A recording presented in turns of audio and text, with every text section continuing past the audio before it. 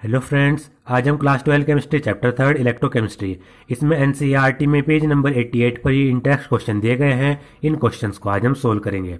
3.10 question है, if a current of 0.5 ampere flows through a metallic wire for 2 hours then how many electron would flow through the wire. अगर किसी metallic wire से 2 hours के लिए 0.5 ampere current उसमें flow करता है तो हमें बताना है उस मेटेलिक वायर में कितने इलेक्ट्रॉन फ्लो करेंगे। तो नंबर ऑफ इलेक्ट्रॉन्स हमें निकालने हैं। तो यहां पर देखिए 3.10 क्वेश्चन हमारे पास करंट दिया गया है 0.5 एम्पियर। इतना करंट मेटेलिक वायर से फ्लो कर रहा है और टाइम हमें दिया गया है 2 आवर्स। अगर 2 आवर्स को हम सेकंड में कन्वर्ट करें, 2 आवर्स में अगर हम मिनट में कन्वर्ट कर रहे हैं तो उसको 60 से मल्टीप्लाई करेंगे। अब ये मिनट में कन्वर्ट हो गया। मिनट को अगर हम सेकंड में कन्वर्ट करेंगे तो फिर से 60 से मल्टीप्लाई करेंगे। तो ये आ गई हमारे पास 7200 सेकंड। हमने 2 आवर्स को सेकंड में कन्वर्ट कर लिया। तो अब हम निकाल लेते हैं चार्ज कितना फ्लो करेगा। चार्ज आपको पता है क्यू से डिनोट करते हैं और क्यू होता है आई टी, यानी charge is equal to current into time. Current हमारे पास कितना है 0.5 एम्पियर और हमारे पास टाइम है 7200 सेकेंड। जब 0.5 को 7200 से हम मल्टीप्लाई करेंगे हमारे पास चार्ज आएगा 3600 कूलम्ब। इतना चार्ज हमारा मेटेलिक वायर से फ्लो कर रहा है। अब हमें चार्ज हमारे पास आ गया, हमें निकालने हैं नंबर ऑफ इलेक्ट्रॉन्स। और नंबर ऑफ इलेक्ट्रॉन्स आपको पता है चार्ज और नंबर ऑफ इलेक्ट्रॉन्स में एक रिलेशन होता है Q is equal to N E. यहां पर भी ये जो चार्ज है इसको हम स्मॉल q से डिनोट कर लेते हैं। Q is equal to I T और नंबर ऑफ इलेक्ट्रॉन और चार्ज में रिलेशन होता है Q equal to N E. यहां पर जो Q है वो है चार्ज, N है नंबर ऑफ इलेक्ट्रॉन्स और E होता है चार्ज ऑन 1 इलेक्ट्रॉन। तो Q हमारे पास कितना है 3600। नंबर ऑफ इलेक्ट्रॉन यानी N हमें निकालना है और एक इलेक्ट्रॉन के ऊपर चार्ज होता है 1.6 इंटू 10⁻⁻19 कूलम्ब। इतने कूलम्ब हमारे इधर है और ये भी कूलम्ब में ही होता है। यानी एक इलेक्ट्रॉन के ऊपर, यानी ये E की वैल्यू है 1.6 इंटू 10⁻⁻19 कूलम्ब। तो यहां से N निकाल लेते हैं। N is equal to 3600 coulomb upon 1.6 into 10⁻⁻19 coulomb. Coulomb से कूलम्ब गया। तो देखिए यहां पर जब हम 3600 को 1.6 से डिवाइड करेंगे हमारे पास आएगा 2250 और ये 10⁻⁻19 जब ऊपर जाएगा तो ये प्लस का हो जाएगा इंटू 10⁻+19।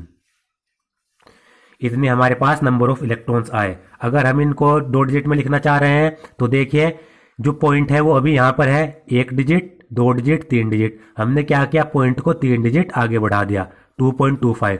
जब पॉइंट को 3 डिजिट आगे ले गए हम तो यहां पर 3 पावर बढ़ जाएगी क्योंकि प्लस में है 10⁻22।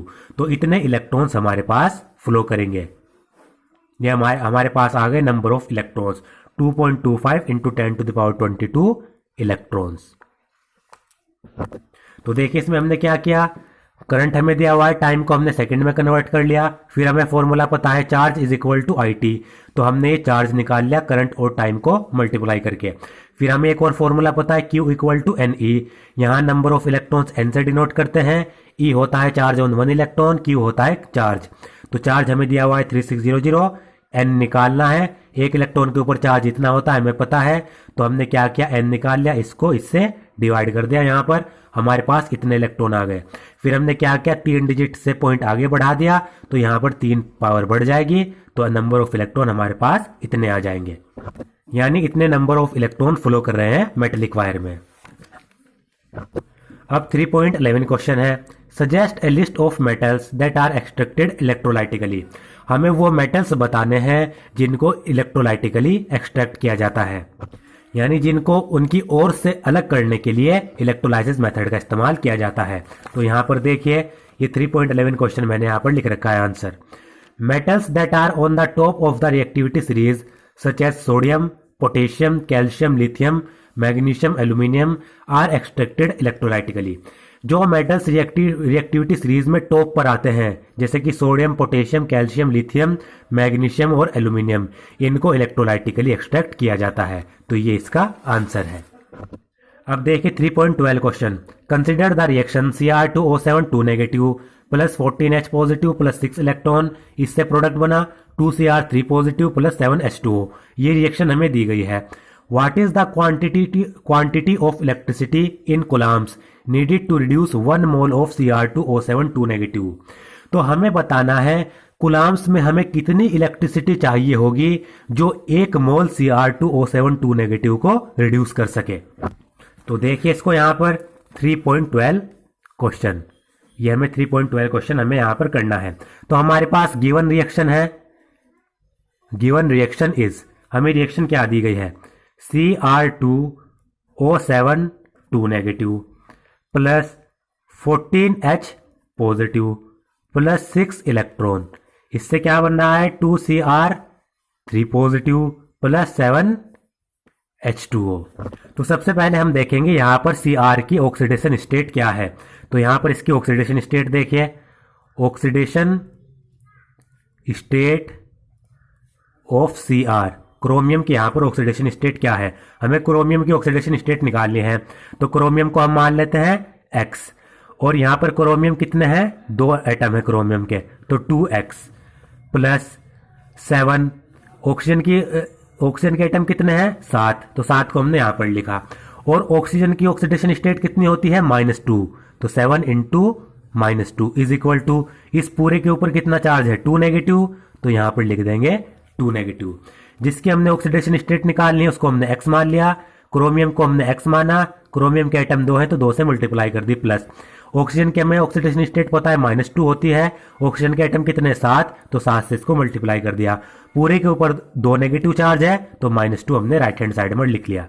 तो 2X माइनस 7 2 जा 14 माइनस के 14, ये मैंने माइनस क्यों लिखा, 7 2 जा 14 होते हैं, माइनस इससे लगा तो -14 plus minus minus is equal to -2, तो 2X इज इक्वल टू -2, ये इधर जाकर प्लस के 14 हो जाएगा। 2X is equal two plus के 12, X इज इक्वल टू 12/2 और X is equal two plus के 6। यानी यहां पर क्या है, जो क्रोमियम की ऑक्सीडेशन स्टेट आ रही है वो प्लस के 6 आ रही है, यानी इसको रिड्यूस करने के लिए यहां पर 6 इलेक्ट्रॉन की जरूरत होगी। और आपको पता है एक इलेक्ट्रॉन को रिड्यूस करने के लिए 1 फेराडे इलेक्ट्रिसिटी चाहिए, यह आपने पढ़ा है। टू रिड्यूस 1 इलेक्ट्रॉन, एक इलेक्ट्रॉन को रिड्यूस करने के लिए कितने फेराडे इलेक्ट्रिसिटी चाहिए आपको, 1 फेराडे इलेक्ट्रिसिटी आपको चाहिए। और आपको पता है यहां पर क्रोमियम को रिड्यूस करने के लिए आपको 6 इलेक्ट्रॉन चाहिए, तो इस एक यूनिट को अगर आपको रिड्यूस करना है तो कितने मोल इलेक्ट्रॉन चाहिए, 6 मोल इलेक्ट्रॉन। यहां पर होता है 1 mole electron, to reduce 1 mole electron, 1 mole electron आपको रिड्यूस करने हैं तो 1 फेराडे इलेक्ट्रिसिटी चाहिए। यहां पर आपको करना है 6 मोल इलेक्ट्रॉन रिड्यूस, तो कितनी इलेक्ट्रिसिटी चाहिए, 6 मोल। सो टू रिड्यूस 6 मोल इलेक्ट्रॉन, कितनी इलेक्ट्रिसिटी चाहिए हमें, 6F इलेक्ट्रिसिटी इज रिक्वायर्ड।